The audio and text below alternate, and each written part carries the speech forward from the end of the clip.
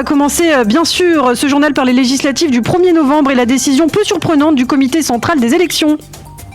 Boker Tov et Shana Tova Ilana. Tout le monde s'attendait à ce que le parti arabe Balad allait être disqualifié par cette commission. C'est un peu une tradition ici en Israël.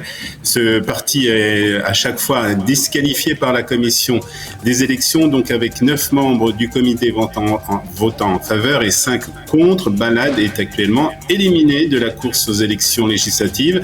Cependant, le parti devrait faire appel de la décision auprès de la Cour suprême, comme il avait fait pour d'autres disqualifications du comité les années précédentes.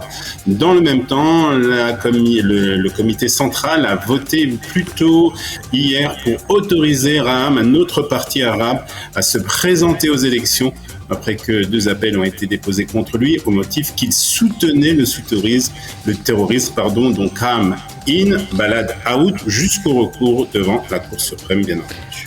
Et puis au chapitre sécuritaire, Olivier, les Palestiniens accusent aujourd'hui Tsahal de la mort d'un enfant de 7 ans.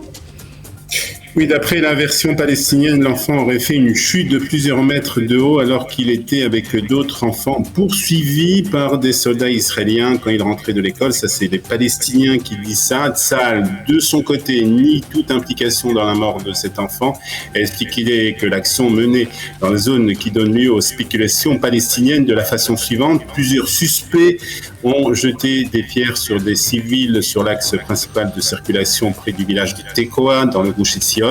Et les combattants de Tsahal ont procédé à des recherches après des suspects qui se sont enfuis dans le village. Au cours de ce ratissage, aucun affrontement n'a eu lieu, aucune arme n'a été utilisée, aucun moyen de dispersion des foules n'a été nécessaire.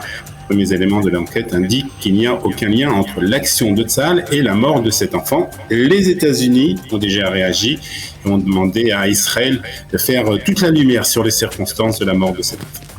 Lutte contre la vie chère en Israël, le ministère des Finances annonce des mesures pour faire baisser le prix d'une centaine de produits.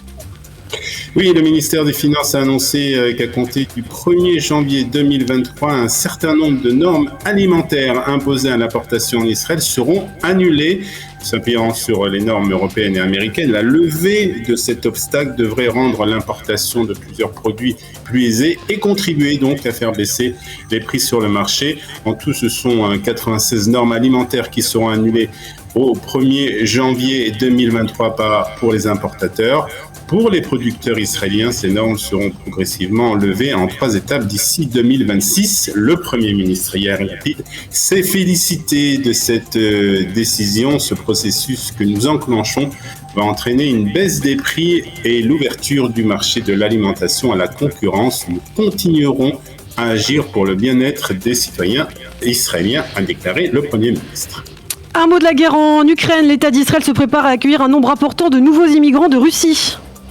Oui, la situation en Russie et notamment la mobilisation de centaines de milliers de réservistes et la fuite donc de très nombreux Russes du territoire oblige Israël à adopter un plan spécial pour l'Aliyah en provenance de Russie. Donc le ministère des Finances et le ministère de l'Aliyah et de l'Intégration vont présenter au gouvernement un plan soutenu par un budget de 90 millions de shekels. Selon leurs propositions, les personnes qui arriveront de Russie pourront bénéficier d'un panier d'intégration, un sal klita, et tous les avantages octroyés aux Olim jusqu'à que soit vérifié leur droit à bénéficier de la loi du retour. Cette décision se base sur les expériences précédentes d'immigration russe, lors desquelles il s'était avéré que plus de 90% des personnes étaient éligibles à la loi du retour. Le programme donc des ministres contient également des réponses aux besoins en logement, emploi, santé, éducation et bien sûr dans d'autres domaines importants. La ministre Pnina Tamano-Shata, qui est la ministre de l'intégration en Israël, a déclaré que l'État d'Israël constitue un foyer sûr et un refuge pour les Juifs du monde entier et ainsi bien entendu aussi pour les Juifs de Russie.